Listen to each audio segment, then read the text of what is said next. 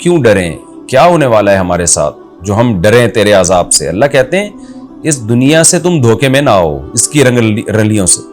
قیامت کا زلزلہ بہت بڑی چیز ہوگی، سب کچھ تباہ و برباد کر دے گا اللہ اس دنیا کی رنگینیوں کو. اس لیے آخرت کی طرف توجہ دو اور اس قیامت کی پہلے سے تیاری کرو. اللہ سے ڈرو کا مطلب اللہ کے عذاب سے ڈرو، یعنی برائیوں سے بچو تاکہ اس عذاب سے تم بچ سکو. پھر آگے اللہ قیامت کی ہولناکیاں ذکر کرتے ہیں. یوم ترونہا، اے مخاطب جس دن تو زلزلے کو دیکھے گا، تذہل کل مرضعۃ عما ارضعت. میں اکثر ایک بات کہتا ہوں نا، قرآن اصول اور ضابطے بیان کرتا ہے مثالوں سے. یہ قرآن کی عادت ہے کیونکہ مثال سے انسان کو بات بہت جلدی سمجھ میں آتی ہے. تو قرآن ایک اصول اور ضابطہ بیان کر رہا ہے کہ قیامت کا زلزلہ اتنا ہولناک ہوگا کہ انسان کو ہر چیز سے غافل کر دے گا، ہر چیز سے غافل. تو اس غفلت کی اللہ نے مثال دی ہے کہ دنیا میں سب سے زیادہ محبت سمجھی جاتی ہے کہ ماں اپنے دودھ پیتے بچے سے کرتی ہے.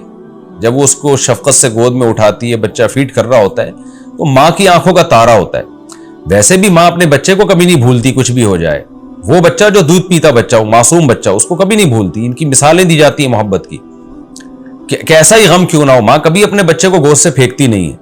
لیکن اللہ کہتے ہیں وہ دودھ پیتا بچہ جو ماں کی گود میں ہوگا، اس قیامت کی ہولناکیوں سے ماں پر ایسا خوف ہوگا کہ ہر دودھ پلانے والی، چاہے وہ انسانوں میں ہو جانوروں میں ہو، وہ غافل ہو جائے گی عما ارضعت، اس بچے سے جس کو وہ دودھ پلا رہی ہے.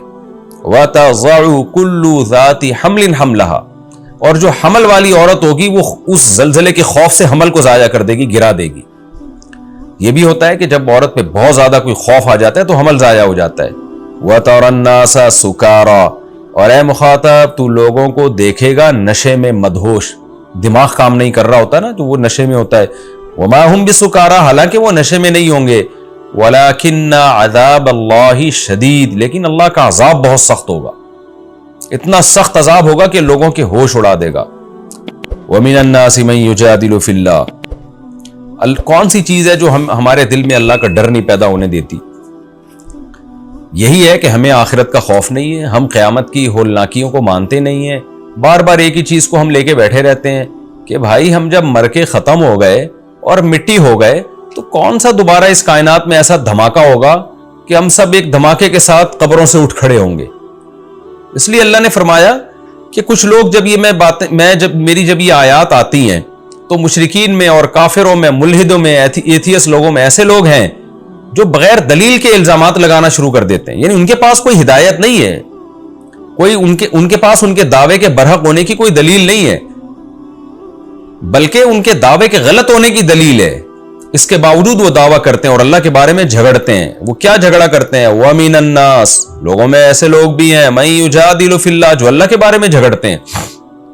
یعنی اللہ کے بارے میں کیا مطلب؟ کیا اللہ کی باتوں کے بارے میں اللہ جو کچھ کہہ رہا ہے اس کو مانتے نہیں ہیں.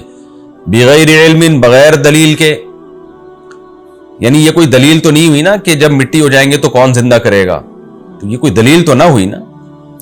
وَيَتَّبِعُ، اور وہ اتباع کر رہے ہوتے ہیں، کُلَّ شیطان، ہر شیطان، مرید مردود شیطان، سرکش شیطان، جو ویسے ہی خدا کا باغی ہے.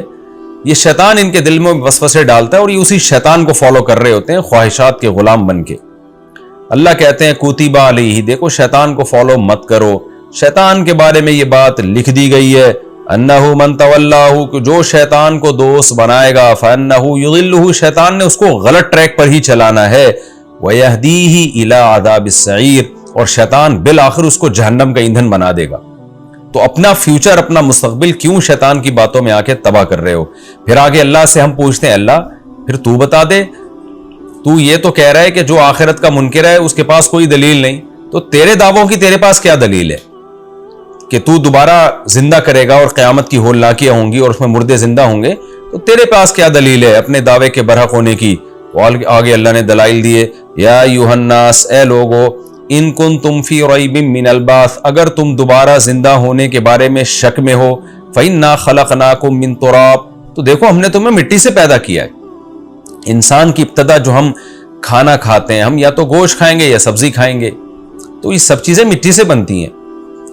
آپ زمین میں دیکھیں، نہ گھاس کا تنکا ہے، نہ خربوزہ ہے، نہ تربوز ہے، نہ گندم ہے، ایک بیج ہوتا ہے اور گوبر مٹی پانی کے ملاپ سے وہ ہزاروں آم پیدا ہو جاتے ہیں، ہزاروں گندم پیدا ہو جاتے ہیں، گھاس پیدا ہوتی ہے، اس کو جانور کھاتے ہیں، اسی گھاس سے گوبر پیدا ہوتا ہے، اسی گوبر سے پھر زمین کی خوراک بنتی ہے، اور اسی گھاس سے دودھ پیدا ہوتا ہے، اسی گھاس سے گوشت پیدا ہوتا ہے. تو یہ مٹی ہے جس کو میں مختلف پروسیس سے گزار رہا ہوں. تو اللہ کہتے ہیں تم یہ چیزیں اپنی آنکھوں سے نہیں دیکھتے. ان کنتم فی ریب من البعث فإنا خلقناکم من تراب، ہم نے فرسٹ ٹائم پہلی مرتبہ یعنی تمہارے پروسیس کی جو ابتدا ہے وہ مٹی سے ہوتی ہے. ثم من نطفہ، پھر اس کے بعد نطفے سے ہوتی ہے.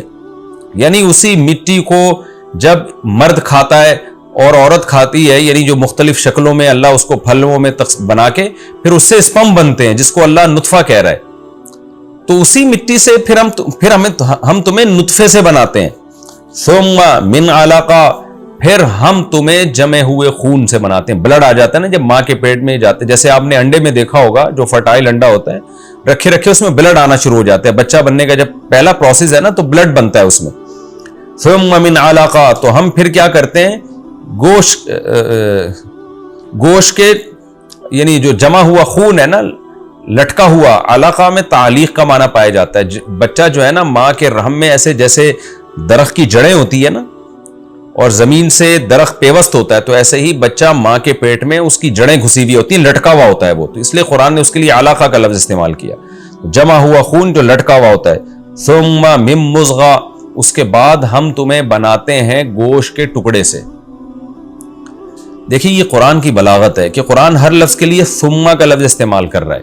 ہونا تو یہ چاہیے تھا قرآن یہ کہتا کہ اے لوگو ہم تمہیں بناتے ہیں مٹی سے اور نطفے سے، اور پھر اس نطفے کو ہم علقہ میں اور علقہ کو مضغہ میں تبدیل کر دیتے ہیں. ہونا تو یہ چاہیے تھا نا. لیکن قرآن کیا کہہ رہے ہیں، ہم تمہیں مٹی سے بناتے ہیں، ہم تمہیں جمے ہوئے خون سے بناتے ہیں، ہم تمہیں بوٹی سے بناتے ہیں. یعنی ایک ایک پروسیس کو اللہ الگ الگ بیان کر رہا ہے کہ ان میں کوئی بھی چیز انسان کے مشابہ نہیں ہے. یعنی اگر تمہیں یہ شک ہے نا کون ہمیں دوبارہ پیدا کرے گا، تو اللہ کہہ رہے ہیں مٹی کو دیکھو، اپنے آپ کو دیکھو، ہم نے تمہیں مٹی سے بنایا. پھر منی کے قطرے کو دیکھو، اپنے آپ کو دیکھو، ہم نے تمہیں اس سے بنایا. پھر جمے ہوئے خون کو دیکھو، اپنے آپ کو دیکھو، ہم نے تمہیں اس سے بنایا. پھر تم گوشت کے ٹکڑے کو دیکھو جو ماں کے پیٹ میں ہوتا ہے اور اپنے آپ کو دیکھو تو ہم نے اس گوشت کے ٹکڑے سے بنایا. یہ ساری محیر العقول کام ہے، یہ سارے کے سارے عجیب کام ہیں، لیکن یہ سب خدا کر رہا ہے. تو وہ مٹی سے دوبارہ انسان کیوں نہیں بنا سکتا؟ اور پھر ثم کا لفظ قرآن استعمال کر رہا ہے. ثم کہتے ہیں پھر. ثم آتا ہے کوئی کام کچھ دیر کے بعد ہوا ہو نا، اس کے لیے ثم کا لفظ استعمال ہوتا ہے. جیسے ہم کہتے ہیں جاءنی زید ثم عمر، میرے پاس زید آیا پھر اس کے بعد عمر آیا، یعنی تھوڑا ٹائم کے بعد آیا.